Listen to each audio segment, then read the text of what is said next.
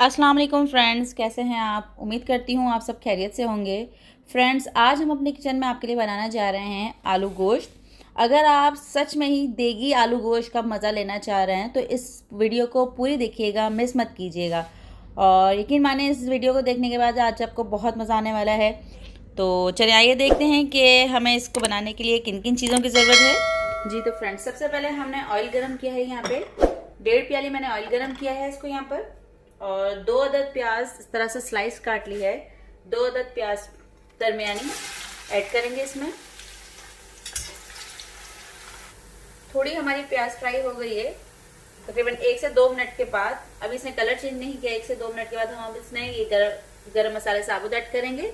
2 तेजपात मैंने लिए हैं। 1 टेबल स्पून जीरा लिया है इसमें मैंने। 1 टीस्पून काली मिर्च, 2 दालचीनी के टुकड़े लिए हैं, 2 बड़ी इलायची है, 2 छोटी इलायची है, 1 बादियान का फूल है और 6 से 7 से 8 जो है लौंग लिए। एक साथ डालेंगे उसको, हम इसमें मिक्स करेंगे थोड़ा। तकरीबन 2 मिनट उसे फ्राई करने के बाद अब हम इसमें अदरक लहसुन का पेस्ट ऐड करेंगे। 1 टीस्पून अदरक लहसुन का पेस्ट ऐड करेंगे। फ्राई करेंगे अब इसे। प्याज जो है वो हमारी गोल्डन हो रही है। जैसे ही प्रॉपर गोल्डन हो जाएगी फिर हम इसमें मजीद चीज़ ऐड करेंगे। ये देखिएगा फ्रेंड्स, प्याज जो है वो हमारी गोल्डन हो चुकी है। अब हम इसमें मीट ऐड करेंगे।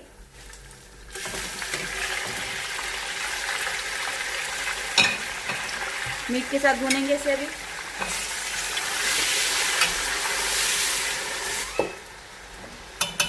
एक से 2 मिनट से भूनने के बाद हम इसमें मजीद मसाला ऐड करेंगे। फिर 1.5 टीस्पून ग्रीन चिली पेस्ट, लाल मिर्च पाउडर 1.5 टीस्पून, नमक हस्बे जायका, धनिया powder 2 teaspoon, half tea spoon हल्दी है, 1 टेबल स्पून जीरे को भून के उसको पीस के मैंने इसको पाउडर बनाया है। ये पाउडर है। इसके अलावा कश्मीरी लाल मिर्च है, ये 1 टेबल स्पून जाएगी। इससे इसका कलर बहुत अच्छा आता है। एक साथ ही मसाला ऐड करेंगे सारे। अब इन मसालों को भी इसके साथ ही भूनेंगे। दही ऐड करेंगे।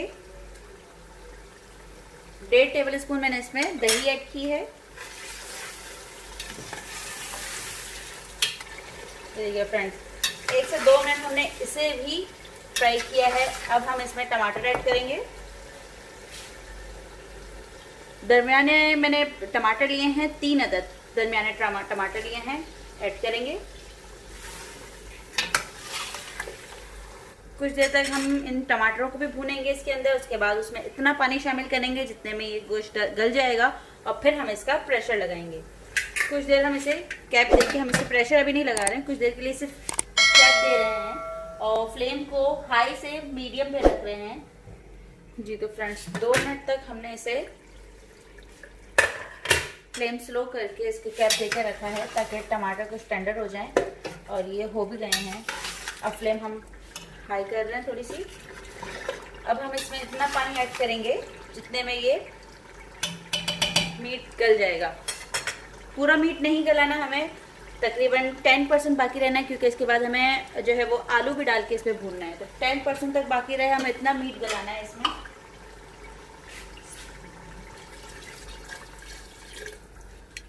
1 गिलास तक मैंने इसमें पानी डाला है। मैं इसे प्रेशर लगाने लगी हूँ।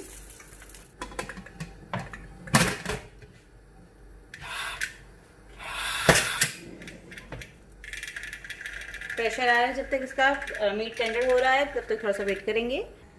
जी तो फ्रेंड्स, 25 मिनट हो चुके हैं और इसकी सारी स्मोक भी निकल गई है।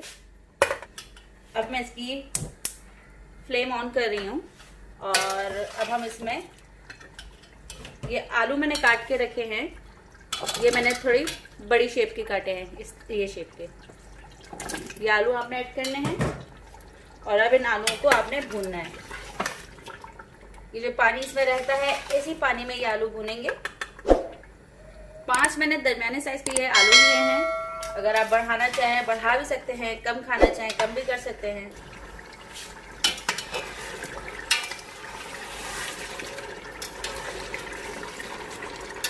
पानी थोड़ा अभी भी इसमें रहता है। हमने इसी पानी में ये आलूओं को अच्छे से भूनना है, ठीक है। और जब ये पानी बिल्कुल खुश्क हो जाएगा, सिर्फ ऑयल बाकी रहेगा, तब हम इसमें इतना पानी ऐड करेंगे जितनी हमें ग्रेवी चाहिए, ठीक है।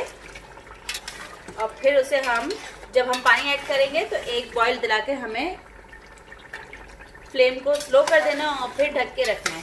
इसको हमें बिल्कुल कवर करके रख देना है, ताकि जो मज़ीद जो आलू जो गलने हैं थोड़े बहुत, वो उस पानी में मज़ीद गल जाएंगे। तब तक हम मज़ीद भूनते रहेंगे जब तक ये पानी बाकी है।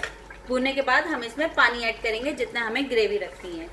जी तो फ्रेंड्स, आलूओं को गलने के बाद मैंने इसमें पानी डाल के शोरबा करके इसको कैप देकर रख दिया था। और अब मैं आपको बता देती हूँ कितना शोरबा है ये।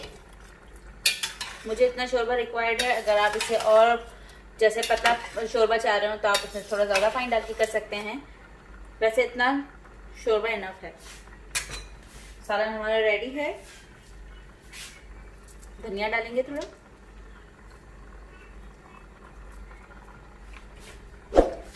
1 टीस्पून गरम मसाला ऐड करेंगे और अब इसे सर्व करते हैं।